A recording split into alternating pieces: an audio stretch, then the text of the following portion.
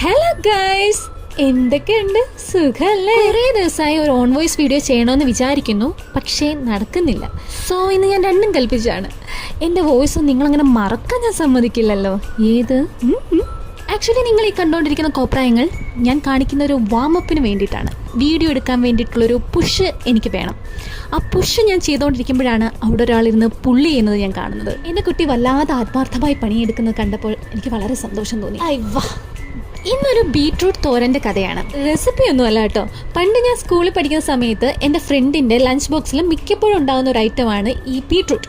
അവൾക്കാണെങ്കിൽ beetroot നല്ല ഇഷ്ടം. പക്ഷെ ഞാൻ ഇന്ന് ഓർക്കുന്നു, അവൾ നല്ല സുന്ദരി കുട്ടിയായിരുന്നു. നല്ല ബ്ലഷൊക്കെ ഇട്ട പോലെ കവിളുകളും നല്ല ചുമന്ന ചുണ്ടുകളൊക്കെ ആയിട്ട്.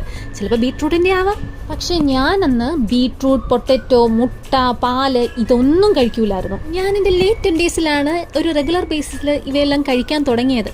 നന്നുവിൻ്റെ വരവോടുകൂടി ഞാൻ കഴിക്കാത്ത ഫുഡ് വരെ കഴിക്കാൻ തുടങ്ങി. പക്ഷെ ഇപ്പോഴും എനിക്ക് പറ്റാത്തത് ഒരു ഗ്ലാസ് പാല് കുടിക്കാനാണ്.